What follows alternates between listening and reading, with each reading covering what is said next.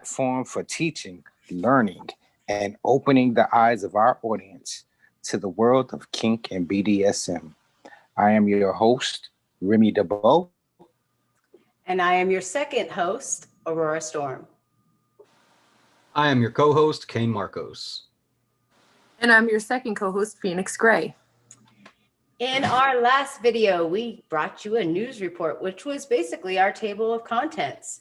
So please like and subscribe. The link for that video is in the description below. For more educational content on kink and BDSM, we are here, so tune in. Great intros, guys. Hey, we did it. What's up? What's going on, guys? How's What's everybody up, doing? Kane? Doing good, man. Doing good. So, we always do this. So, how about we get some news from Sir Kane? Well, first, before we start the news, we've got a safe word of the day, don't we, Phynix? Ooh. Ew. Ooh. Safe word of the day? No? Well, yeah, okay. We'll talk about Yes. that. Yes, we do. So here on Safe Word, what we do is when things get hot, heavy, too intense, we use our safe word. And if you've watched our videos, you learn that the safe word halts and stops everything. So with that being said, our safe word of the day is 1, 2, 3. News flash. So if you can't hear, because we have a lot of audio issues between the Zoom and it's switching squares, if you can't hear the safe word, or if someone's not responding to the safe word of news flash, we're all going to throw up a hand sign. Can everybody show me what the hand sign is so we all know what it is? If you watched last week, Phynix and I were throwing it up left and right. So if any time the conversation gets too hot, too heavy, you don't want to speak about it, it's just off limits. Say the safe word. You getting interrupted? Say the safe word. All right, guys. So instead of doing a little news clip for you guys today, I wanted to introduce a new introduction here where we talk about a kink of the week. Ooh, I like it. I like it. Yep. Being October and all, and Halloween on the horizon, I thought it would be very, very, very appropriate to discuss this kink called spectrophilia.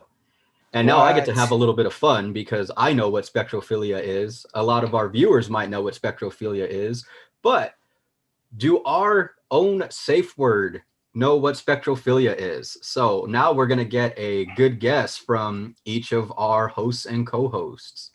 So we'll start with you, Remi. Let's break down the word spectrophilia. You know what I'm saying? Goodness. So it might have to do with light or watching. You know what I'm saying? And philia, watching a lot. Yeah, I have no idea. You know? Please do educate me, sir. Well, let's give Phynix a chance to guess this. What do you think it is? What is it called when the gynecologist sticks that thing in, you know? You know. It starts with an S. It's actually a scapula. No, it's a spectrum. No. The spectrum. Yeah? So is it the art of looking in to the vag? That is a very good guess. And by that, I mean, not really. People like it on Pornhub, okay? Right, exactly. It's a thing. That's just not spectrum. It's a kink, actually. Yeah. It is. It is. It, however, is not this kink. So, Orora, can you guess it correctly? Spectrophilia. I think it has something to do with ghosts. Am I off? Ooh. Yeah? He wouldn't do that to me this week. Right? Has something to do with ghosts. I don't know what the actual full thing is, but it probably has something to do with ghosts. I like this already. Are we good? Can we continue, Phynix? Let me get my sage. Hold on. It's just like, I will be back. All right, go ahead. Go ahead, Kane. Kane. Let Let us us know. know. Crucifixes. So, a spectrophiliac is somebody who is sexually attracted to or claims to have had sexual experiences with the other side. So Orora got the closest with somebody who has a attraction to ghosts. So way to go, Orora. So wait, I've got so many questions. How does this? Okay, so you have an attraction to ghosts. Are you seeing ghosts, and so then you're attracted, or like how? Like, what are you doing? Is there any deeper knowledge on that? I think maybe don't let him, because he already knows. Right. Let us make some guesses though. Because all right, so I'm thinking maybe like they be in their REM stage of sleep, and since they so into it, they really be into it, like thinking about it in their mind, just diving deep into it, like Superman in the window. You feel me? So you're talking about dreaming? What? You're talking about people dreaming about banging ghosts? Yes. Okay. I think when they astral project, because you could bang on the astral plane. I've actually been raped by demons. Okay. Boom. That's a story for another. That's a story for Good. another. It's on that one show. That sage doesn't work unless it's lit. I don't. Wait. Time out. I know, right? Light that. We're gonna need to light that down. Time out. I'm gonna need her to explain this story. No, I don't want to. No, I don't want to. No, Kane knows. He knows when he tells us, because I think that's what he's going to tell us. People, okay, I've heard that people get, by ghosts in their sleep. Like, I don't want to talk about it again. You guys take it over. I don't want to talk about it again. Okay, so the only thing that's coming to my head and my mind is, what was that movie with the Wayans brothers? It's the haunted spoof movie. And scary movie. Yes, that one. So all I can think of is, what's her name? Tori Spelling, or what's the freaking chick that was on 90210? So she was banging the ghost up the walls and in the ceiling. Oh yeah, she loved. That's the only thing that's coming to mind. So why don't you tell us what it is? How does this go? How does this play out? I would like to know. So as far as reports go, I mean, there really is no proof of, life on the other side. However, to a spectrophiliac, it is as real as any other fetish.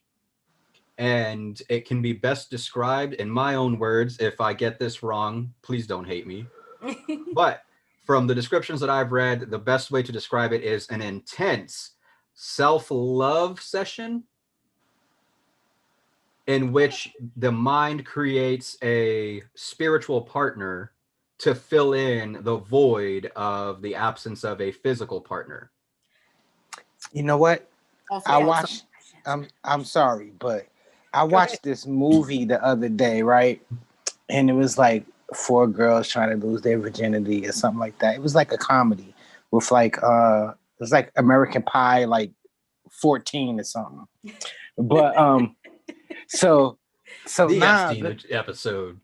Nah, the girl was in love with Nixon, or was it JFK? JFK. She was in love with JFK, and she had pictures of him. She'll play this. She'll play the him having a speech or something like that, and she literally would vibrate and have, while she was listening to him, looking at his picture, and it just all came together. So here's a question. How many of us would think that that's a real thing, or is it all in the mind and it's more of a masturbation thing? Because people fantasize when they do these things. So is it just an over exaggerated masturbation phase, or are they connecting? Some people can probably connect, but probably a lot of them are masturbating and it's in their head. I don't know. There's been plenty of times I done had sex with people that ain't even know it. You know what I'm saying? What? That's not something you should just be saying out loud. Just telling everybody, because then what's your like? Oh, I'm talking about. in I'm talking about in the my own mind. In my own mind. Oh my Oh, goodness. yeah, in my mind, there's a lot of people getting it. For real. Oh man. You know, I mean, I'll be sitting there watching the news or something, and all of a sudden I'm just like, yup. Halle Berry looked really good. Well, I But just she's got to not a say, goat. my neighbor called me the other day and told me she had a leaky faucet, and I was over her house for 45 minutes still fixing her leaky faucet. So I don't think she gets how the adult entertainment industry works. So, Wait, are you a categories guy? Or yeah. So got wait, was done. this It was just like, you got some electrical too? I mean, I'm here. this was real life or in your head? Let me deliver a pizza. No, this was real life. But Well,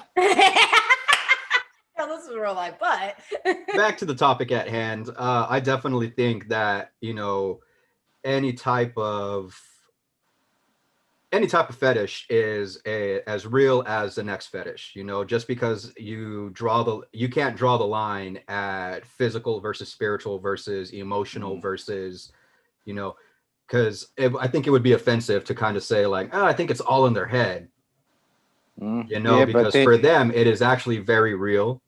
It is occurring. It is something that they're seeing, whether it be in their mind's eye or whether it be something like an apparition that literally is appearing for them out of the sheer manifestation of desire while they're in the moment. This is true. I mean, hasn't the Catholic Church been fighting people that's been possessed forever? So just imagine the things that is really out there that's spiritual and supernatural that we don't really comprehend or understand. Maybe other people have deeper connections with it than we do. Yeah, so be careful who you call crazy. They might just be onto something. Were you gonna say, Phoenix? I think people can manifest anything, and they might be onto something, but I'm not gonna mess with that. She's like, I draw the line, lit, but I have it. Let them enjoy all that. I think it's kind of cool if some people can actually do that. I think you're gonna need to light the sage and just sage the Zoom. Yeah. Right. Yeah. Virtually all of us after that one. Exactly. So if you're watching this and you get any ideas, please do this as a solo activity. We don't need a group of you getting together under a solstice moon and accidentally summoning some shit. So that wouldn't be good. No. Yeah. Yoda's like, how'd the world end in 2020? Everybody. Oh man, Safe Word was talking about spectrophilia. And then these 6 people decided to go try it, and Beelzebub showed up. So that's how 2020 came to a close. It would happen like that. All right, guys. Right. So do you guys want to know about what I just found out? Well, you made it sound spicy. Oh, sorry. What'd you say? I said you made it sound spicy, so yes. It's pretty cool, actually. And it's going to put kink into perspective for a lot of people who hear about this, and make them think differently about it if they feel negatively about it, because there's something that's going on that you can't really argue with because, well, I'll explain it. Okay. So there's a college out there that allowed the students to make a kink group, a kink sex group, to educate each other on kink, and the school psychologist of this college agreed with it and voted for it because they said it's very important for people to learn about different kinds of sex and know that they're not alone when they do have kinks and fetishes. So I want you guys to try to guess which college this is. It's a very fancy one. Okay, I probably gave it away. Real quick. So it's Ivy League?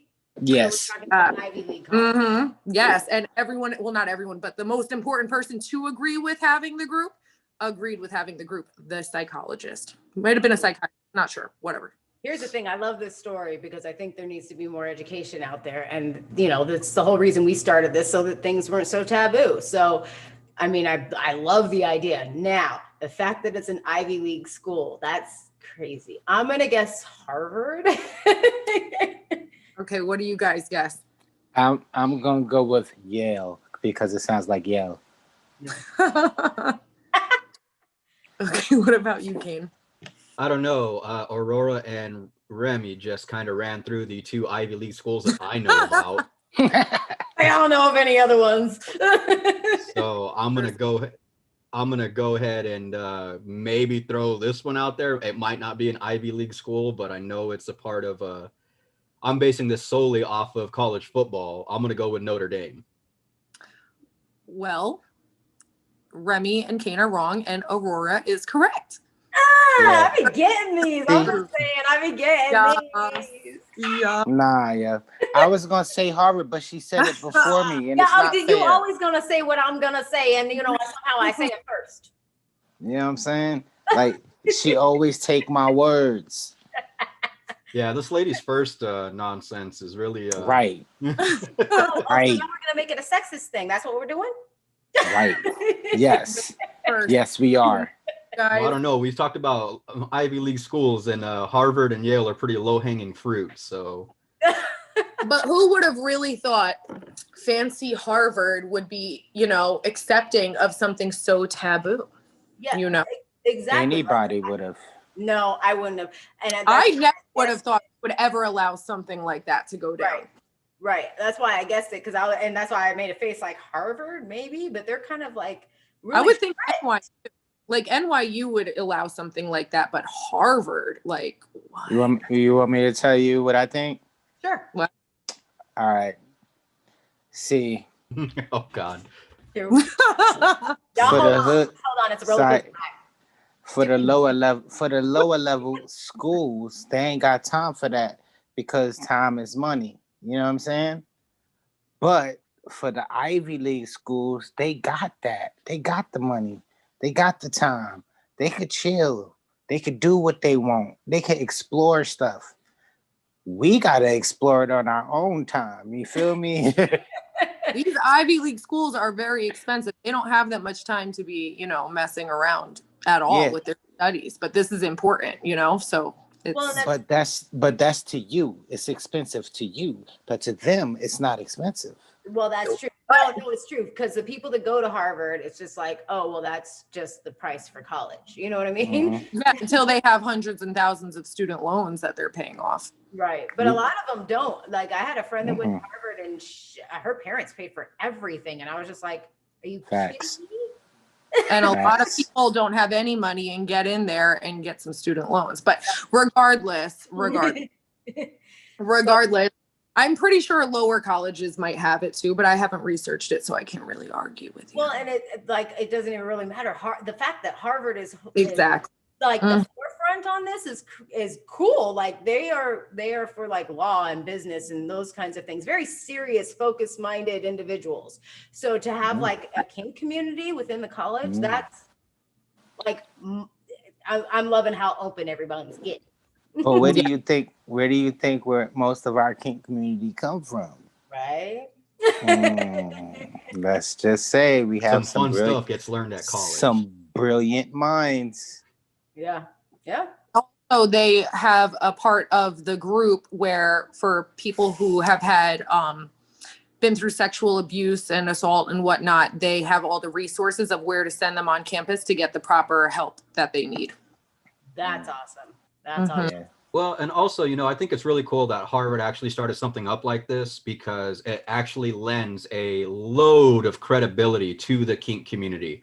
It really lends a lot of validation to the fetish community, because if this story had been like, oh yeah, Belen in College Station, Texas, exactly, is expanding and opened up a BDSM community on their school campus, everybody be like, wow, man, community college is taking a dive.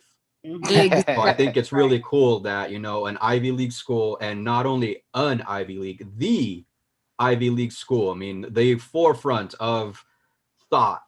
When you hear Ivy League, 2 schools come to mind, Yale and Harvard. Yeah. So it's really cool that, a campus that big, a name that huge would experiment with something like this and introduce something like this. It actually just makes it a lot more less taboo coming from them. It speaks volumes. Yeah. And it makes me more comfortable to talk about this because Harvard can talk about it and it's not inappropriate. So it validates it for me. You know what I mean? Mm. Well, and I can understand. yeah, it validates it for people that aren't comfortable talking about that. So I'm really glad you brought that up because, you know, people that are watching, people that come back to watch this video, I mean, maybe they'll feel a little bit more comfortable about being open and exploring because guess what? I mean, it's in an Ivy League school, you know, that you would never guess that that's a community that they would open up and be like, hey, let's teach you about this. Mm-hmm. Yes. And that brings everybody one step closer to being a little bit more open, a little bit more honest about this. I mean, because we talk about it, we started this channel, we have these open discussions to try and remove the stigma of kink and BDSM within society. And here you have this school doing, you know, worlds more than what we can do right now. Right. And that just, you know, opens a huge door and makes a lot of people a little bit more comfortable, a little bit easier to sleep at night, talking about something that before they were led to believe, you know, through church, through society, through television, through media, that, hey, you're weird for this. I'm like, oh, not so weird. Exactly. So I like that. That was really good. All right, so check it. I got something for y'all. All right. We listening. We all there. All right. Has anybody ever heard of a sneeze fetish? No. No. So sneeze fetishes has been booming during the coronavirus. Oh wow. Yes. And the coronavirus has sparked off a lot of different types of like coronavirus themed porn. Yeah. So I think we can make fetishes out of anything. Probably. So I mean, now my thought is, all right, so if they got a sneeze fetish, like what other type of fetishes like can you think of that you would think isn't a fetish but could be a fetish? I'm going to come out and say it. If sneezing's a fetish, then farting is a fetish. Oh, no. Yeah. Best believe that. Yeah, that is. Yeah, that's definitely a fetish. I mean, there's so many fetishes out there. I mean, you could take anything and make it into a fetish. But as far as with the sneezing goes, how is that affecting people during this coronavirus? There's a question. I don't know, but I'm definitely going to be looking at CVS, seeing who's buying thermometers and being like, "That you got a sneezing fetish, don't you? You're checking temperatures before you get down." Does a fetish like that go away because there's, you know, the corona? We're amid a pandemic. I mean, obviously, if you're watching the news and stuff, they say it's not contracted that way. It's an upper respiratory issue, and it's, you know, in your lungs. But does that then slow down and halt that kind of a fetish? Do people get more freaked out by it, or do you think that it's like, nah, I'm gonna do it because it's my fetish? They probably fall to the wall and do it anyway. Is one person is no V, I guess no virus. This is why I have always preferred allergy sneezes. Sneezes caused by illnesses, no contagion to worry about, which has always been an aspect of the fetish. Why is it making it uncomfortable for me? So wait, so they like seeing other people sneeze, or they like sneezing? Because I personally enjoy probably sneezing. Both. I like sneezing. It feels great. It's like an amazing. It's very satisfying. Yeah. And when I can't, I'm not satisfied. Oh, so you know when somebody be like, "God bless you," real quick right before you about to sneeze and it ruins it for you. Oh my gosh. Or just when someone starts talking to you, it stops you from sneezing sometimes. This is true. I don't know. I mean, the sneezing fetish, I mean, you also have to get into, I mean, like, fetishes are a very roundabout term. And so you know that this whole sneezing thing gets broken down a whole lot farther than just, you know, the simple achoo. There could be somebody who's just like, I like it. I like seeing a sneeze on plexiglass.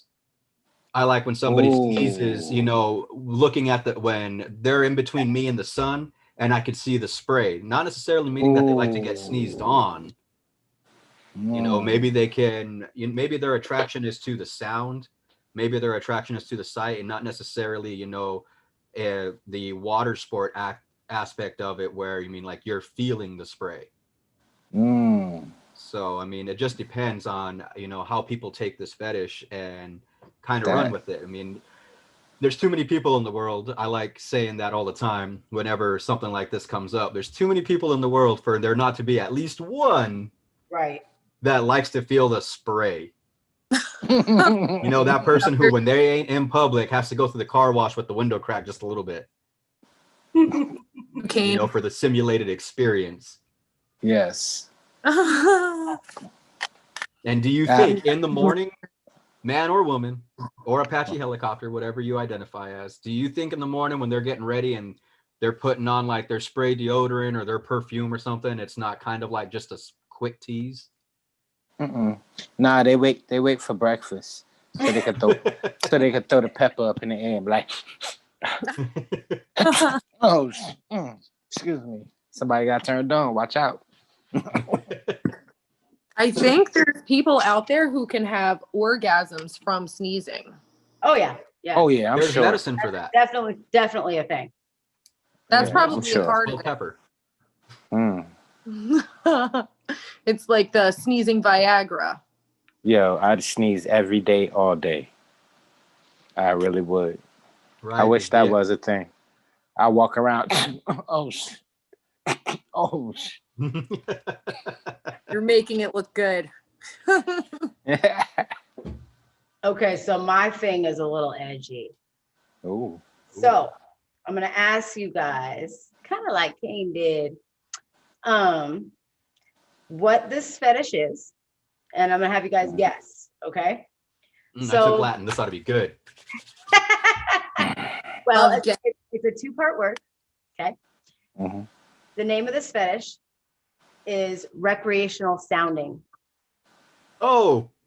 Recreational sounding? Recreational sounding. Oh.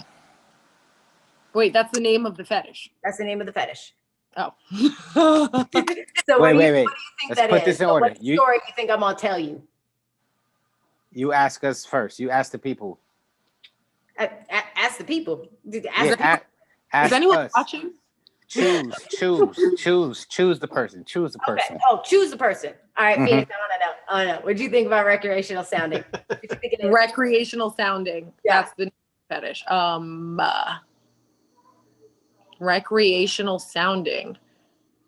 Like camp sounds. Camp sound. That's actually a really good guess, but no. Remi. I'm gonna go with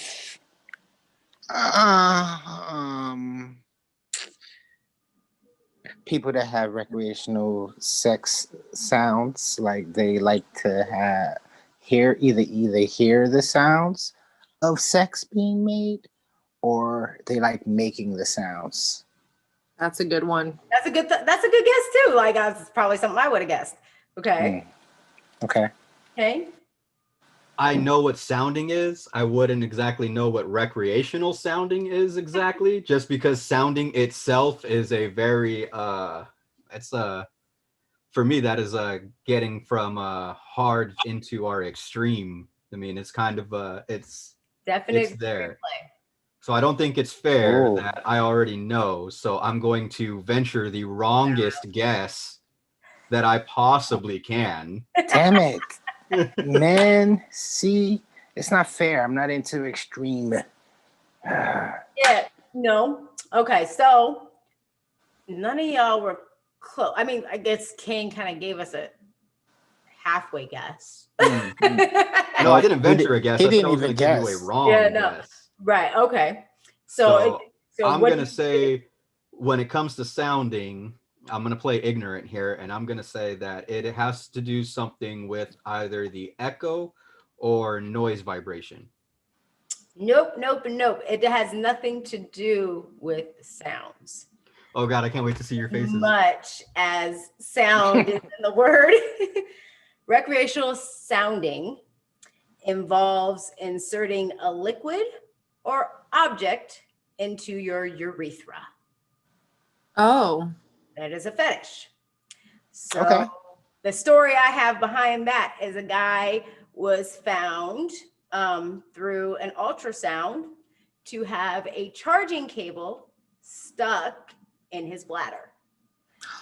Oh my When he went to the emergency room, he told them that he ingested it, like he ate it, you know, but through did. ultrasound, they He found did. out that it was in the bladder, and the only way to get it there is through insertion. The So this, shaft. Through the shaft. this guy's fetish.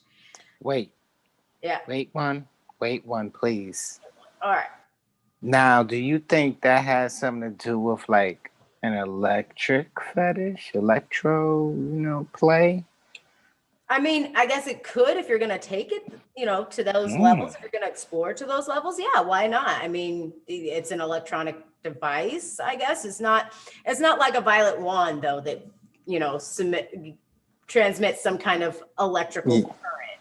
Because I Right. don't think it was plugged in. At least I hope it wasn't. I hope it No, wasn't. it wasn't, 'cause he's Tissue still alive. damage. Yeah, he's still alive. It was removed, but yes, this is something that kind of happening more and more because of COVID.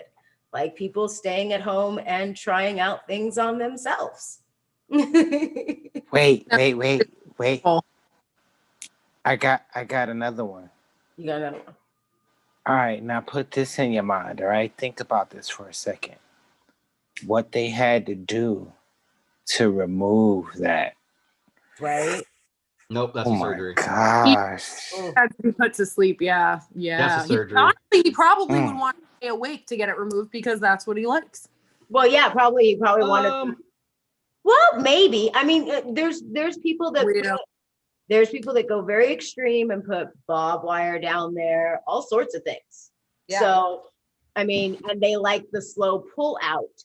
So it could have been like that, Yeah. Yeah.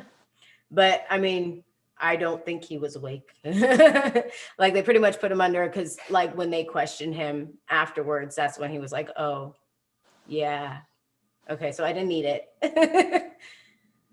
So, but it's an extreme play, recreational sounding. Yeah. And actually that's kind of, I didn't know there was a name for it. I knew people that are into that fetish, that do kinds of things.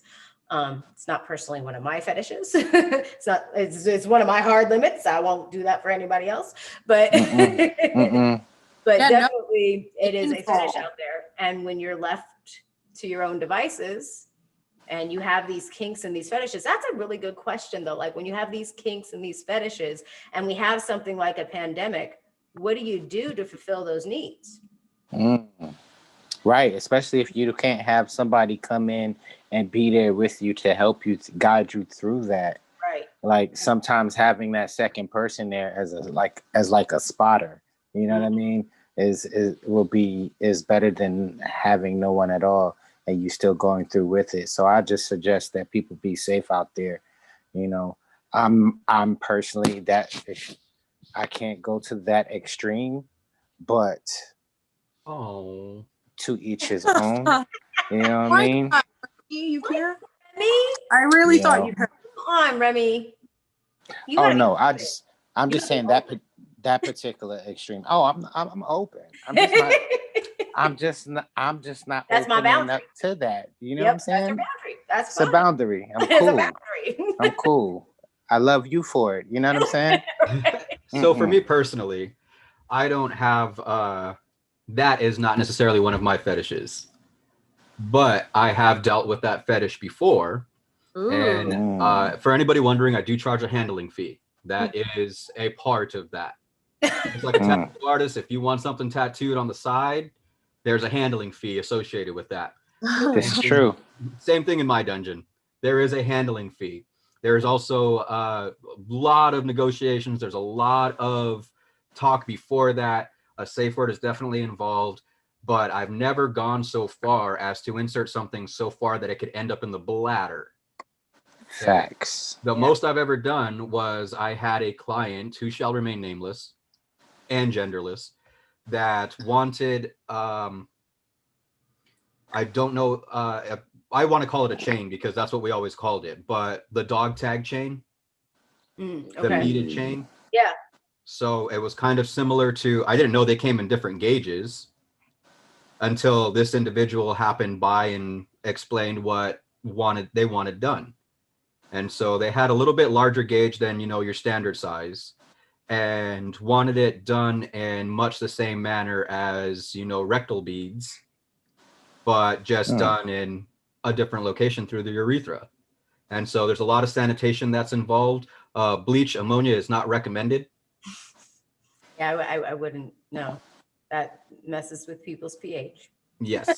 So that would all be considered something that was like a medical play. I mean, medical play is actually very huge. People like that kind of play, and there's nothing wrong with that. I mean, if that's what you're into it, and we're here for it. I do have to admit that you did throw me there with recreational sounding, because I was, in my mind, I just know it as sounding. So I'm just like, whoa, hold on. So what's recreational? Are we making this a group activity? Where does the name come from? I'm not sure. So you ever drink out of a glass bottle and do the... Yes. So that creates a reverberation or a sound. And I think that's where it kind of got started, and then it eventually evolved into the insertion. And I did have another client who, with a couple titanium rods, had them inserted, and that wasn't the fetish. The fetish was the bing that it made. Right. Fork. The fork. Yeah. Yes. That makes a lot of sense now. Okay. I'm Which into kind it. of threw the handling way out of whack, because it's hard to make the ding sound in a rubber glove. No, you just take another one of those metal shafts and peek. I wish I had thought of that. Thank you, Remy. Thank you no so problem. much. Remy should have been there. Yeah. Lots of creativity. Oh yeah. To work with. Oh yeah. I would most certainly. I'll do it to somebody else. Okay. Yep. That for me, it's a personal limit for me. I mean, I will go down the road of extreme play if that's who I am in a play scene or a scene with. That's fine, but there are limits on how extreme I will personally go. Yes, exactly. I'm willing to stick it there. Not on somebody else. On someone else. All right. She's like, not on me. Let's just be very clear. Yeah, no, I get urinary tract infections and it's painful. I can't imagine. It's probably, sometimes it's satisfying though, but it's a whole nother story. Oh, God. All right. So Remi's like, wait, hold on. Yeah, I had to think about that one for a second. I was like, all right, okay. All right. You know, when you've been holding your pee for a really long time, There you go. and then you let that drink go, you like, Yes. It's very close to an orgasm. I'm just saying. Same as the sneeze. Next to the sneeze, I don't know. Sneeze and peeing go hand in hand, is very satisfying. Yes, it does. No, not at the same time. Not if you're a guy. Nah. A sneeze is the absolute worst thing that can happen during a very nice, relaxing. I've had I've had that happen. So I'm gonna tell you how it goes, right? So story. Yes, we've all had it happen. Want to hear it? Here you go. All right, here we go. So you midstream, you're standing there, right? And it's just you and that urinal. You know what I'm saying?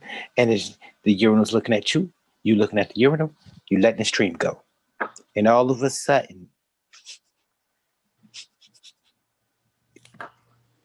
you gotta sneeze. So you let that sneeze go. And guess what? As soon as you let that sneeze go, your body contracts, the stream stops, the sneeze comes out, and then it starts again.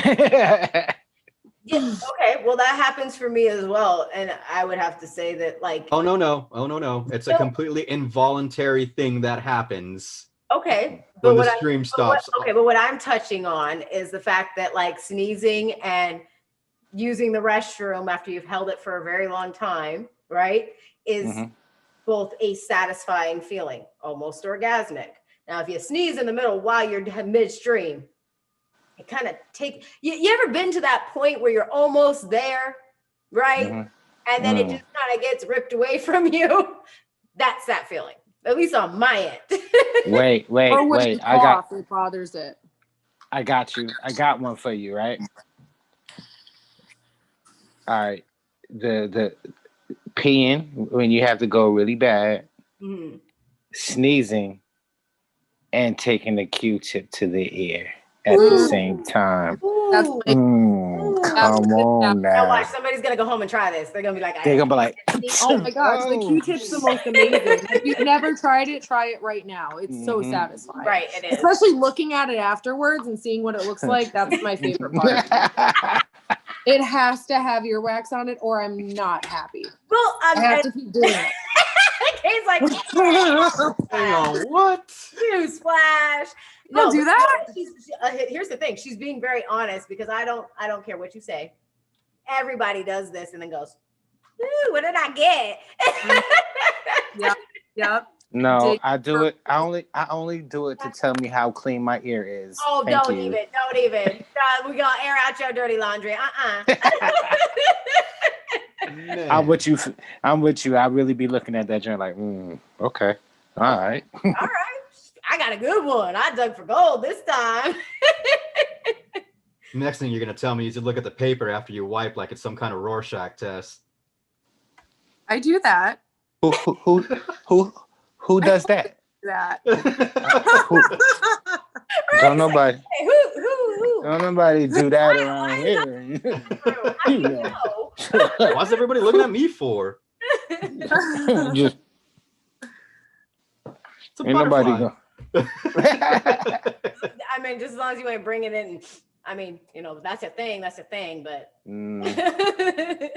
That may be a fetish, not for me, but maybe. maybe a fetish. That's a good one. I'm sure Never it is. know. Things Well, are fetish. speaking of fetishes, so everybody knows that one of the most popular fetishes is a foot fetish. And with that being said, I myself have a foot fetish, and the proper terminology is a podophilia, but it sounds too close to pedophilia, so we just refer to ourselves as foot fetishes. I We are a understand. foot fetishist. Makes sense. But did you know that there's also a sexual attraction to hands? Yes. So, does anybody care to venture a guess what that fetish should be called? Fingerology. Wait, I know. Hold on. Wait, let me think. Tangielia. Ooh, close. Metacarpalilia. Close. Monosphilia. I don't know. Something with the bones. It is actually called, and I'm probably going to butcher this because it has a Q in it, and it's either queerophilia or chirophilia. Oh. Okay, yeah. Quir. Anybody who says I mispronounced it, you need to blame Greece and the Latin language for that, because I didn't develop it. Yeah, hand models have a really hard life. They have to wear gloves all the time. They can't wash dishes. Like, they can't do anything at all. Yeah. Well, I can honestly say I'm a hand model. I can honestly say that that's one of my fetishes. That's Awesome. one of the first things that I look at. Like, especially if I'm looking for a significant other. If your hands is jacked, if you got dirt under your nails, you've been biting and your nails is like back here and like your finger sticks out. I have a fetish with hands, and I didn't realize that until like that was kind of the thing that I stare at. I go on a date and I'm like, staring at hands. It's like, and you have to have pretty hands for me to, kind of be interested. I like a little callus on a man's hands. Like a callus? Yeah, not too crazy, Right. but I'll take it. It's crazy. I will. But I like it just in the middle. Remi's like, Remi's like, do I got one. I think I found one. I think y'all got me looking at my hands. I'm like, Kane, do you have calluses over like- there? See. I It's lift like and I work poetic out. I justice. have calluses for days. it's like poetic justice. Yeah. I grew up in a very male-centered household. It was very machismo kind of centered. If you didn't have calluses on your hands, then my dad, my uncles, my grandfather, you had women's hands. Yeah. And they'd probably get whipped down the street for saying that nowadays. But growing up, it was something that was always said to me. So I remember going outside and just working the yard just to have calluses, not to accomplish anything whatsoever. remember- I was digging holes just to, not for the hole's sake, but just to have the calluses on my hands. You know what's crazy? My hands has always been like soft, kind of, sort of. Yeah. But like, I mean, I've worn it down to where my calluses were like blisters. Ooh. But they still recover, and it'd be like, oh, ooh, oh. Oh yeah. I will say that nothing feels better than when you get some good lotion, just some good hand lotion, and just feels like you're rubbing clouds in between your fingers. Yeah, That's great. But in my family, that was grounds for ridicule. Yeah. No. Well, and that kind of goes hand in hand with some cultures. You know what I'm saying? Hey. Mm. Yeah. This is It true. really does. It does go hand in hand with some culture. No pun intended. Hand in hand. With some Hey, culture. yo, I'm just saying, cocoa butter. Mm. Right. Well, here's the thing. I think I have always had that fetish even since I was younger, because like even with my own hands, like I didn't like my own hands. Like, I don't know if y'all can see this. That's like square box fingers. You see that? Mm-hmm. There's someone Freaking box, right? And so when I was younger, I used to put tape around my fingers in class, hoping that they would be pretty and tapered, because there was like always like guys that had these really pretty tapered fingers, and you know, some girls did, but mostly it was the men that had the very pretty, like tapered, rounded, perfect fingers. And I was like, you know, in elementary school, wrapping these things in tape, going, please, I just want pretty. Yo, I always just That's what I look at. had these sausage fingers. You know what I'm saying? These joints look like straight sausages. You know what I'm saying? The freaking camera, it looks like Norbit or something. Yeah.